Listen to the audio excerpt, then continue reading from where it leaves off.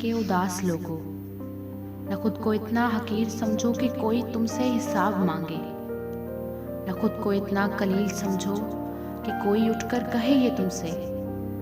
وفائیں اپنی ہمیں لٹا دو، وطن یہ اپنا ہمیں تھما دو۔ اٹھو اور اٹھ کر بتا دو ان کو کہ ہم ہیں اہل ایمان سارے، نہ ہم میں کوئی صنم قطع ہے، ہمارے دل میں بس ایک خدا ہے۔